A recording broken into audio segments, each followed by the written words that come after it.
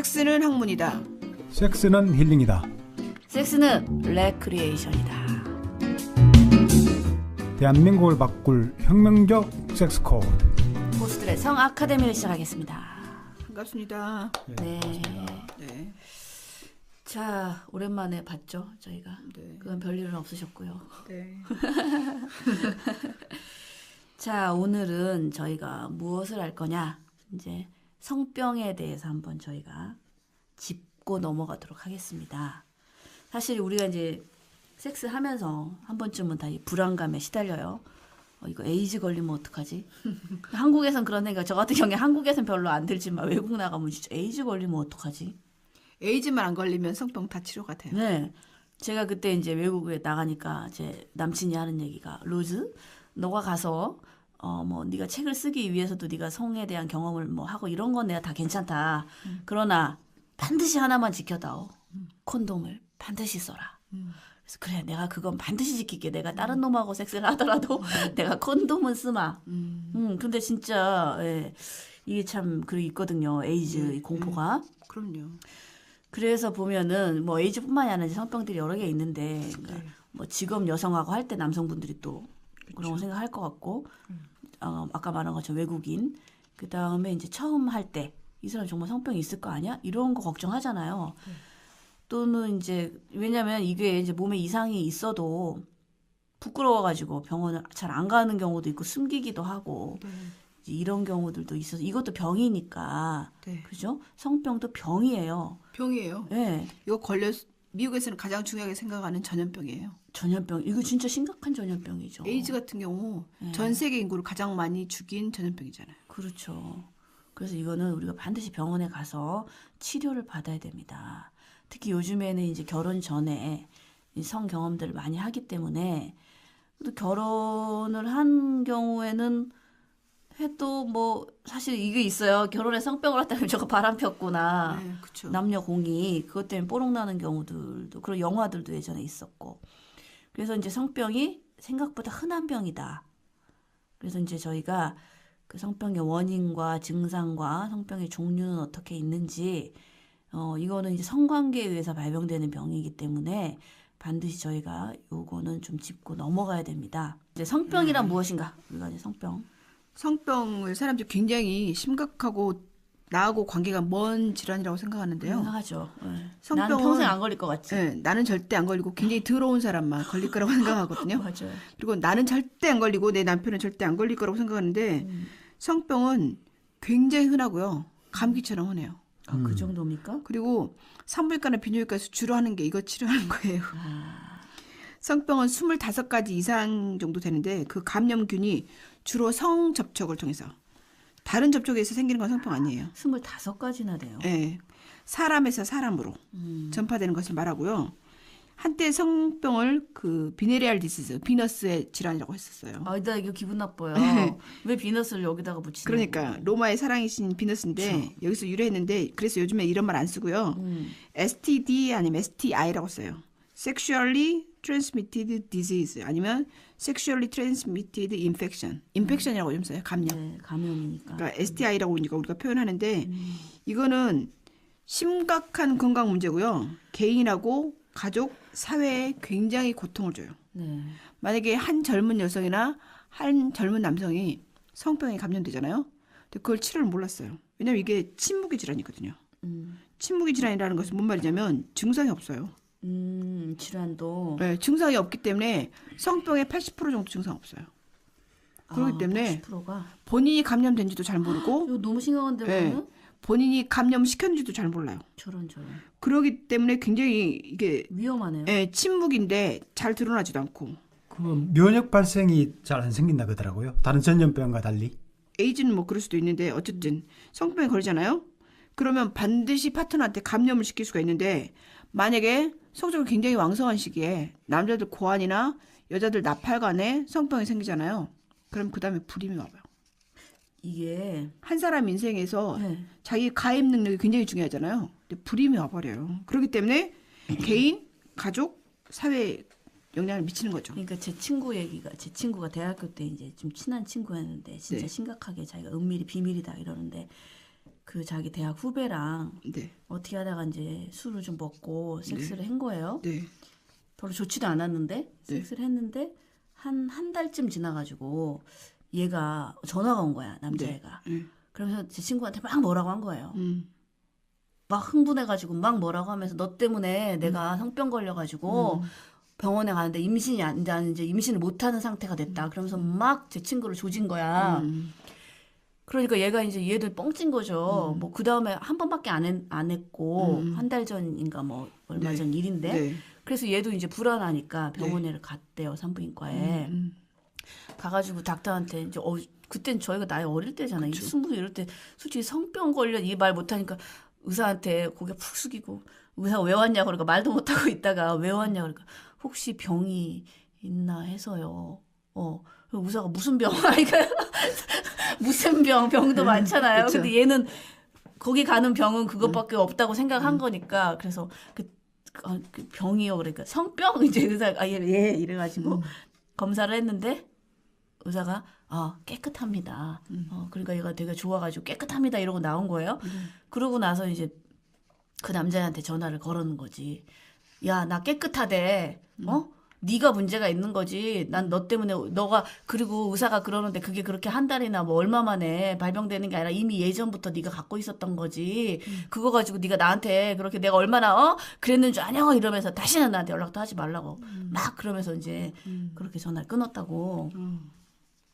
그래 그 남자애는 그때 걔도 20살 초였는데 고등학교 때 성관계를 했대요. 연상의 여자랑. 그리고 모르겠어. 얘가 좀 성생활이 조금 난잡했나 봐요. 그러니까 걔는 치명적으로 이제 그 어린 나이에 임신 안 되는 그렇죠. 그것까지 그러니까 왔다는 예를 들어 거죠. 간단해 보이는 임질이나 뭐 클라미디아나 뭐 이런 것이 있어서 고환염이나 부고환염이 생기잖아요.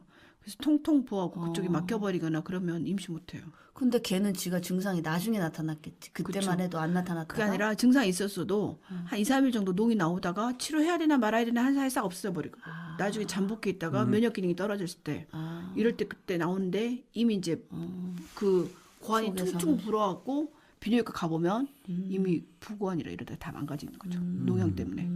그러면 정자를 만들 수 있는 기간이 다 녹아버린 거예요. 그렇기 때문에 이 성병은 침묵의 질환이고 잘 드러나지 않은데 미국에서 가장 흔히 보고되고 있는 5가지 감염성 질환 중에 4가지가 성병이에요.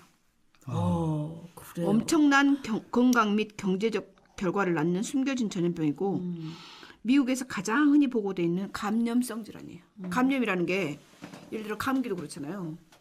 이게 남한테 전염시켜주는 거. 그렇기 때문에 성병은 정말로 잘 알면 미리 아주 그러니까 감기약처럼 1, 2주 치료하고 나올 수 있는데 미리 알면. 근데 증상이 없는데 어떡해요? 약간의 증상이 있어요. 그러니까 따끔따끔하거나 소변 볼 때 따끔따끔하거나 이런 증상만 있는데 성관계 한 지가 얼마 안 됐다. 그러면 이거를 괜찮겠지 하고 넘어가 버리는 게 아니라 반드시 가서 검사해보고 치료를 해야 된다는 거죠. 그러니까 좀 의심되는 사람이랑 성관계를 했는데 아니면 처음 성관계를 했는데 따끔따끔하다. 소변 볼 때 농이 나온다.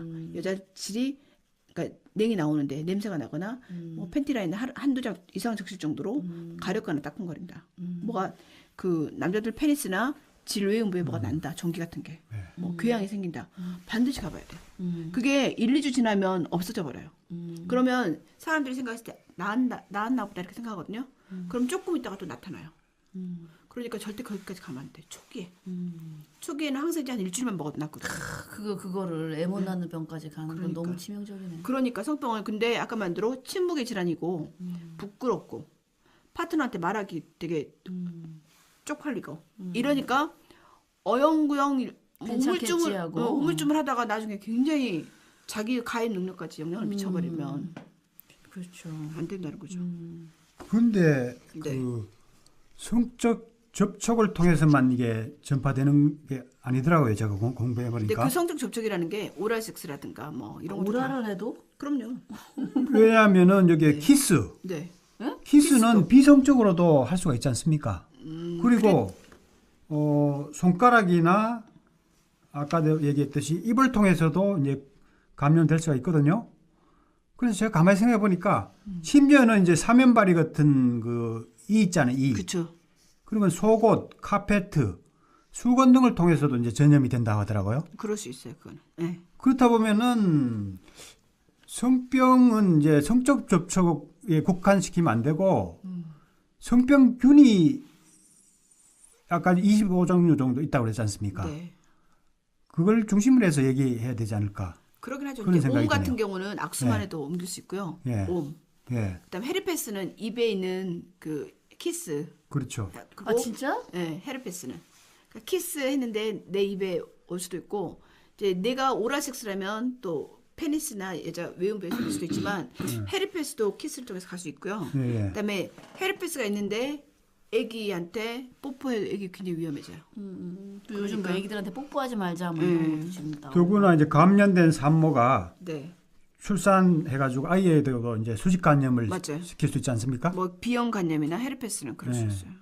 아무튼 감기는 키스로 옮긴다고 해도 성병도 키스로 옮긴다. 근데 이제 퍼센트가 지금 떨어지긴 하고요. 그다음에 입안에 상처가 있거나 에이즈 같은 경우도 입안에 상처가 있어도 그렇죠. 키스를 통해서는 거의 안 된다고 이렇게 네, 발표를 했거든요. 네. 근데 이제 입안에 상처가 있을 때는 헤르페스나 이런 것이 훨씬 더 잘 생기고 상처가 없을 때는 또 별로 그리고 면역 기능이 좋을 때는 그렇죠. 에이즈가 질 섹스를 했을 때 1000분의 1 아니 2000분의 1 항문 섹스 때 했을 때 1000분의 1이거든요. 아 그래요? 네, 그러니까 해도 안 생길 수도 있구나. 안 생길 수도 있기 때문에 뭐 이런다고 막 노이로제 걸려서 섹스를 막 안 그러니까 해야겠다 이 정도는 아니라는 거죠. 이게 우려되는 거지. 네, 그래서 에이즈 걸린 사람하고 하면은 1000분의 1이다 이거죠. 네. 확률이. 네. 2000분의 저도 그렇게 1. 공부했어요. 네. 1000분의 1. 그러니까 그 항문 면역력이 섹스가 좋으면은 안 걸리죠. 안 걸릴 수도 있죠, 그죠? 그 항문 자기 섹스가 좀 면역력을 하죠. 강화시켜야 되겠네, 그죠? 그렇죠.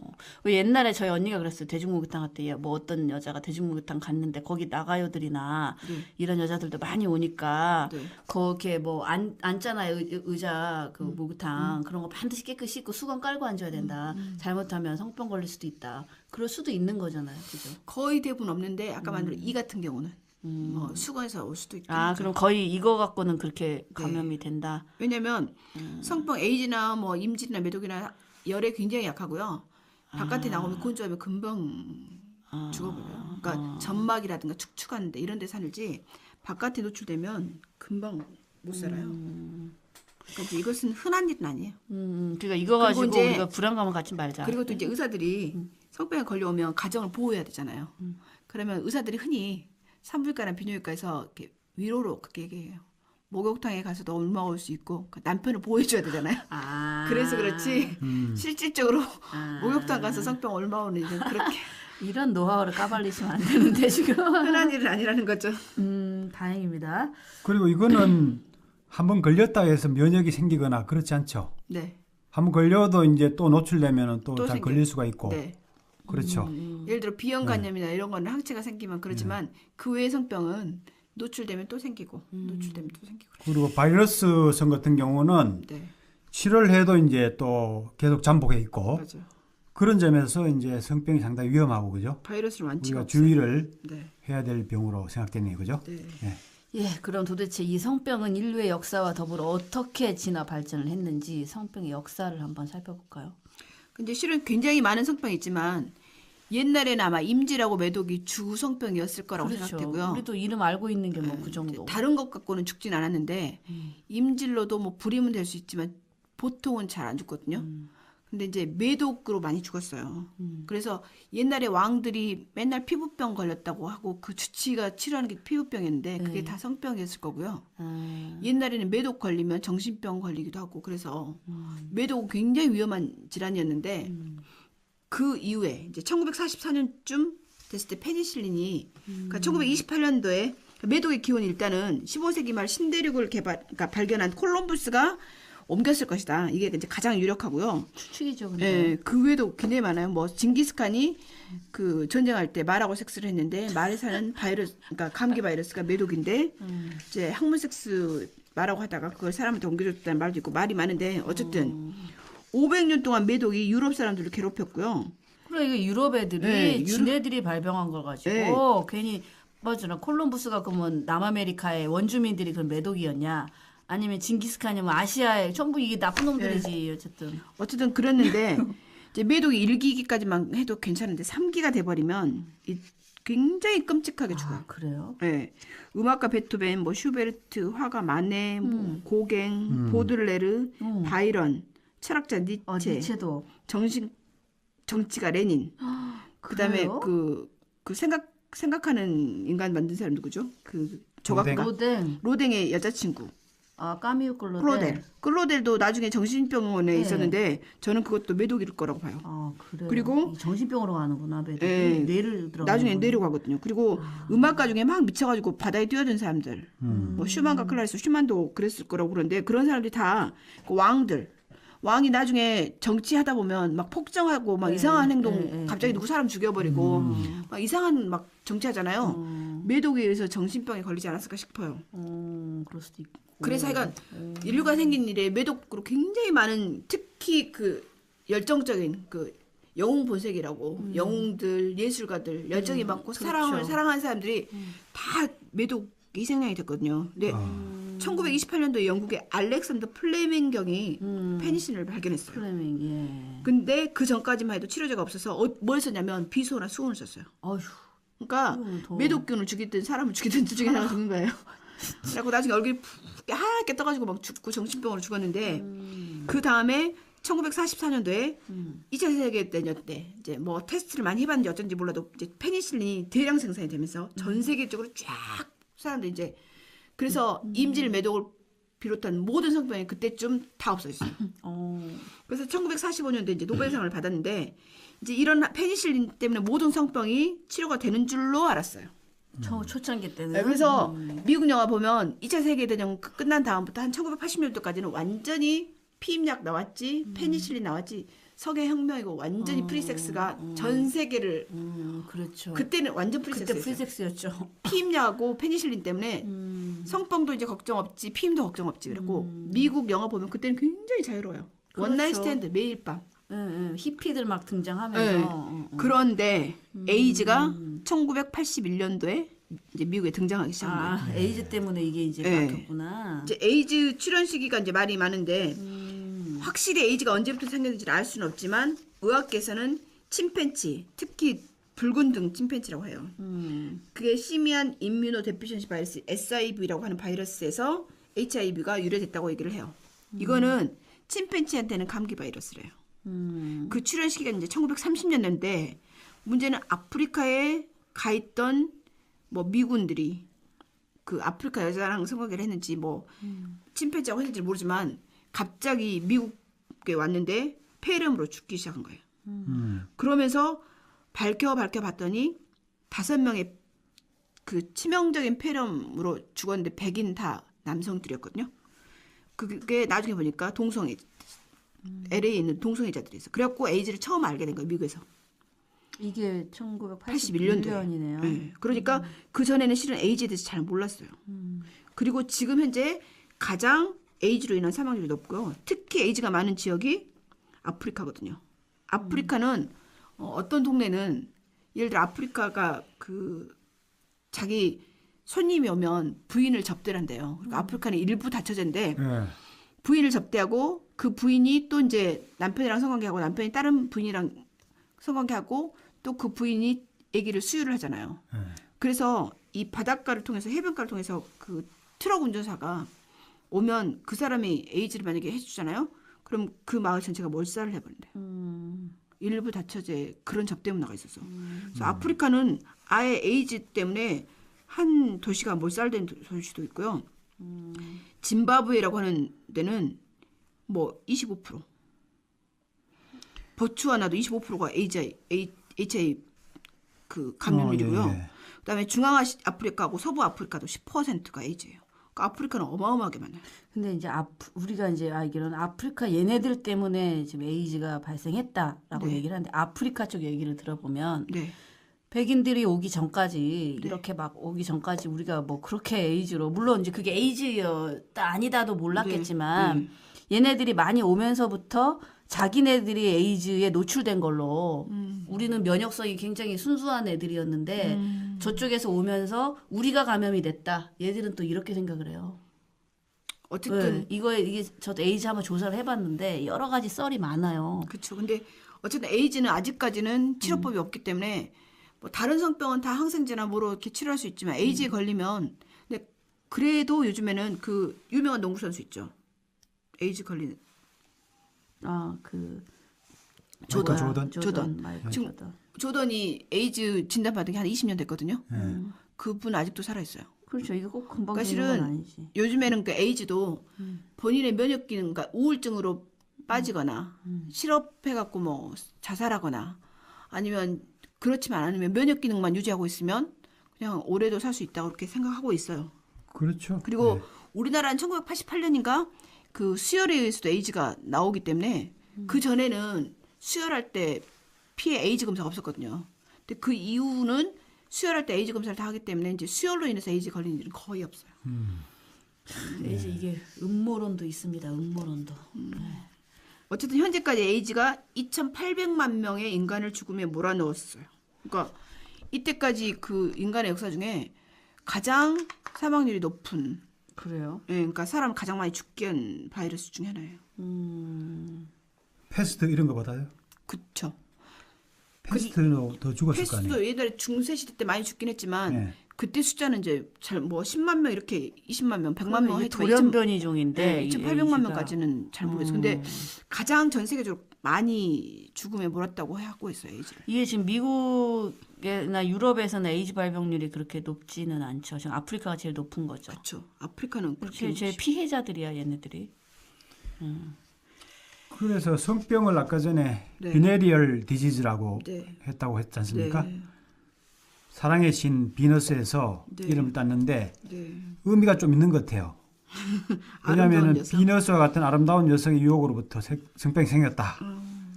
이런 의미가 있다고 합니다. 그러니까 그 성병이 사실 나쁜 거긴 하지만은 네. 또 성의 남용이라든가 네. 그 오용을 막기 위한 또 하나의 또 장치라는 그런 생각이 좀 이게 드네요. 굉장히 이것도 가부장적 남성 네. 위주의 사고. 왜 비너스야? 제우스가 바람 더 많이 폈을 것 같은데 이게 그쵸. 제우스병 이렇게 가야지 난잡한 성생활 얘기하면. 그러긴 하죠. 그죠? 근데 어쨌든 그 말도 일리가 있을까? 1945년도에 네. 성병이 다 이제 완벽하게 다 그 제압됐다. 그래서 사람들이 굉장히 프리섹스를 하고 있을 때, 그렇죠. 1980년대 때 다시 쫙 에이즈가 나타나면서 많이 다시, 죽었죠, 더 이제 더 무서운 성병을 줘버린 거잖아요. 네. 그래서 이것은 신이 인간한테 그 행복도 주지만 또 자율과 그 규제, 책임 뭐 이런 것도 주기 때문에 그렇죠. 스스로 어떤 네. 그런 중용과 조절을 위해서 네. 메커니즘이 생기는 것 같아요, 전부. 이게 에이즈 바이러스가 실험실에서 만들어져 가지고 아프리카 애들을 죽이기 인종에 대한 화이트 애들이 블랙 애들을 죽이기 위해서 그쪽에다가 병원균을 투척한 거다 세균. 예, 나는 내가 이제 에이즈 연구 많이 해봤는데 그런 한동안 음모론이 팠는데 있어요? 음모론이 있어요. 그게 나는 좀 뭐 맞다 아니. 그러다고 얘기할 수는 없는데 일리도 좀 있는 것 같기도 하고 좀 모르잖아. 이게 어느 날 갑자기 발생한 근데 거죠. 저는 근데 이런 세균을 만들 정도의 실력이 될까요? 아유 대구도 남쪽 지금 세균전인데. 근데 이제 그거보다는 저는 바이러스. 아까 말한 대로 아프리카 문화 자체가 일부 다처제. 그다음에 먹을 게 없으니까 엄마 모유를 통해서 가고 그다음에 손님이 오면 그 부인을 또 접대하고 뭐 이런 문화 때문에 더, 에스키모인도 많이 걸린대요. 더 에스키모인들. 이렇게 퍼지는 속도나 이런 것들이 그렇지. 그러니까 그렇게 퍼져나가는 거지. 얘네들 자체가 원래 이 병원균을 보유하고 있었냐. 이거에 대해서 우리 퀘스천을 해봐야 된다는 거죠. 그리고 지금은 그렇게 얘네들도 지금 30년대인데 30년대면은 그렇게까지 아프리카 애들도 우리 그냥 정치적으로는 가지 마시고 예. 아니 그렇다는 거 이제 학문적으로 생각해보는 거예요. 이렇게. 어쨌든 이거에 대해서. 썰 있는 것은 넘어가시고 그렇죠. 네. 관점들이 여러 개 있으니까 그런 관점들에 대해서 우리가 생각을 해봐야 된다. 뭔지는 모르지 우리도. 자, 그래서 이게 근데 뭐 그러니까 우리가 특히 이제 하여튼 지금은 그러면 나머지는 좀 나을 수 있는 거네요. 그렇죠. 나머지는 그 대신 이제 문제가 타이밍이에요. 치료 시기를 놓치지 않으면 아무 후유증 없이 감기처럼 넘어가는데 치료 시기가 넘어가 버리면 자궁의 임신, 그다음 나팔관이 막히고 부고환염 때문에 불임이 되고 뭐 이래저래해서 그러니까 가입 능력에 생식 능력에 영향을 줄 수 있기 때문에 생식 능력에 영향을 안 주고 성을 그 즐기려면 옛날에 그 섹스 앤드 시티인가 그 예. 드라마에서 변호사 여자가 나와요.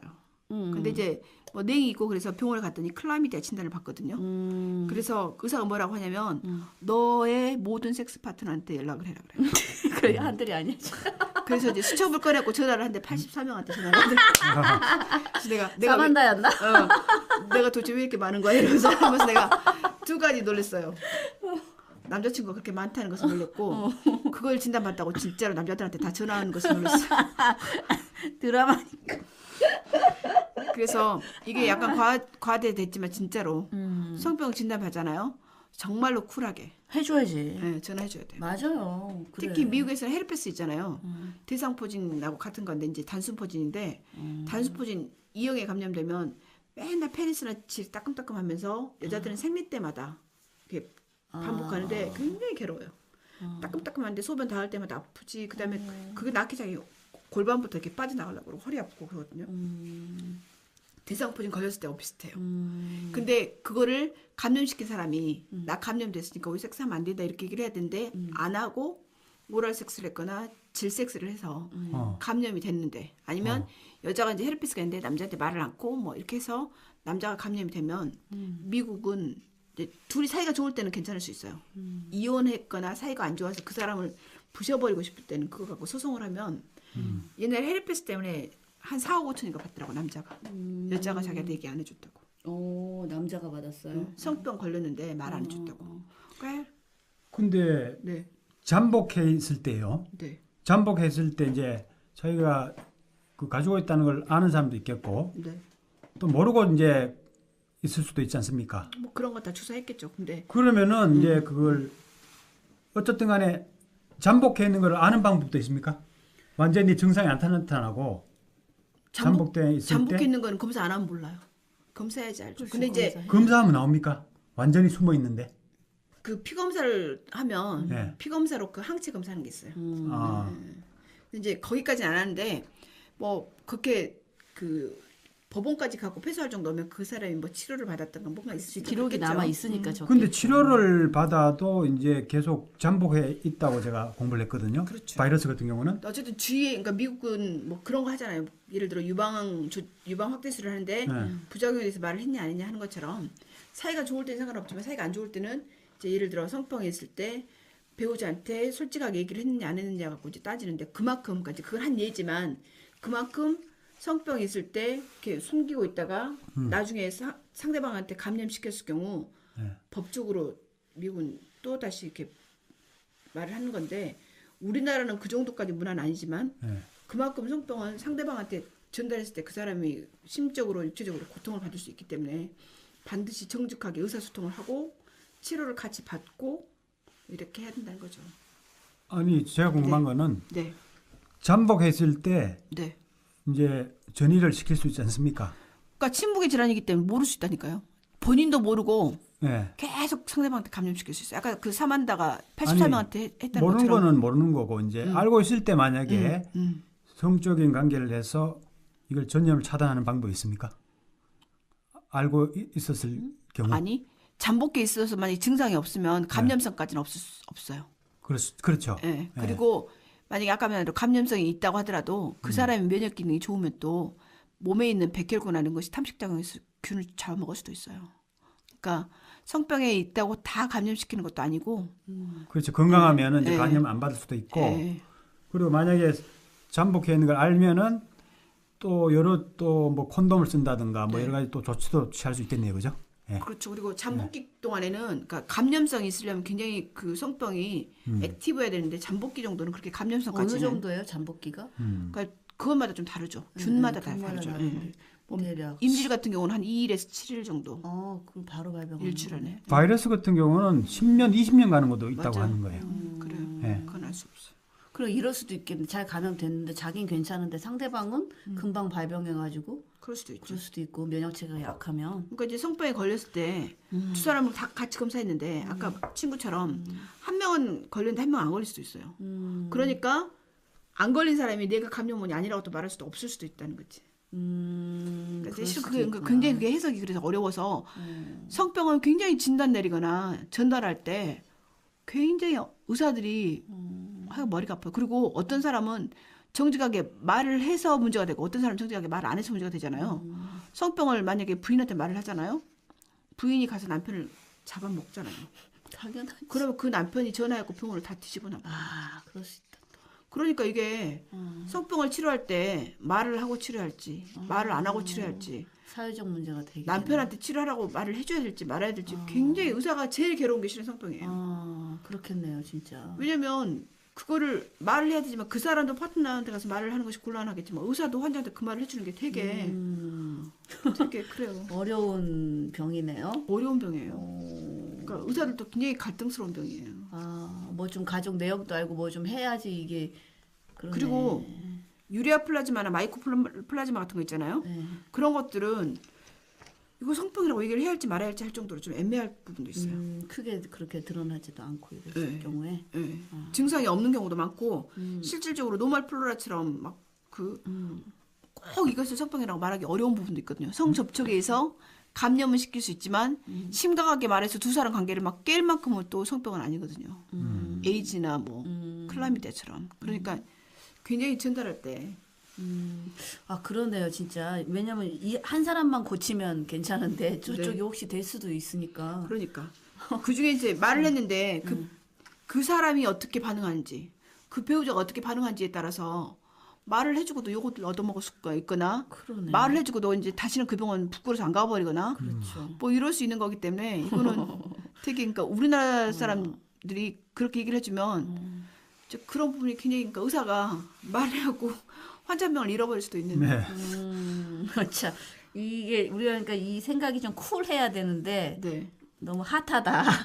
그죠? 네. 병이니까 이거에 대해서는 이렇게 좀 쿨해집시다. 성병 걸릴 수도 있는 거니까 좀 제발 죄의식 너무 갖지 말고 뭐 그죠? 예, 그 부분은 참 어렵겠습니다. 그래서 저는 이제 클라미디아하고 메독하고 에이즈를 제외한 나머지 성병은 그렇게 심각하게 말 안 해요. 이거는 본인이 면역 기능이 떨어져서 걸렸는데 본인이 걸렸을 경우 상대방한테도 그냥 전달해 줄 수 있고 한 번 걸리면 자꾸 재발할 수 있으니까 치료는 같이 약을 먹는 게 좋겠다. 그러니까 어쨌든 상대방도 치료는 해야 되는 거 아니에요? 어? 그건 해야 되잖아. 하지만 그러더라도 굉장히 쿨하게 아무렇지도 않은 것처럼 감기처럼 얘기하고 지나간다. 그렇지. 그렇게 하고 이거 뭐 그게 아니라 뭐 이렇게 아까 뭐 말했잖아요. 뭐였지? 키스 빼고 또 뭐였지? 그냥 이렇게 뭐 목욕탕 가서도 감염될 수 있었던 거니까 이렇게 해줘야 되겠네. 손잡고도 편안하게. 옮길 수도 있고. 왜냐면 병원 치료하는데 가정을 깨버리거나 그러면 안 되지. 병원 치료하는데 파트너를 관계를 깨버리면 안 되잖아요. 그러니까. 역시 데이다우신 말씀이십니다. 근데 그게 이 병의 특성이고요. 눈 가리고 아웅하지만 그러나 그런 트릭도 조금 필요하다. 그렇죠. 또 실제로 그런 일이 있을 수도 실제로. 있는 거잖아요. 맞아요. 진짜 0.0001%에 내가 맞아요. 해당될 수도 있는 거잖아요. 수혈을 맞아요. 받아도 된 것처럼 맞아요. 뭐를 뭐 어떻게 뭐 수건이라든지 뭐 그렇게 감염될 수도 있으니까. 하지만 이제 치료를 하게 얘기는 해야 되는데 또 너무 아닌 것처럼 얘기하면 치료 안 해버리거든요. 그러니까 적당하게 치료는 해야 되는데 전달하는 방식이 굉장히 조심스러운. 네. 그게 의사도 그렇지만 그걸 진단받은 사람도 파트너한테 말하기가 되게 그러니까 이게 이제 섹스 은밀하게 진행이 되고 나 이외에 다른 사람하고 하면 안 되고 막 이런 게 있으니까 그러니까. 이런 사회적인 어떤 입장들 이런 게 좀 복합적입니다. 자, 그러면 저희가 오늘은 성병이란 무엇이고 성병의 역사 이렇게 한번 쭉 대체적으로 대략적으로 훑어봤는데요. 다음 시간에 성병에 대해서 더 진행하도록 하겠습니다. 네. 마치겠습니다.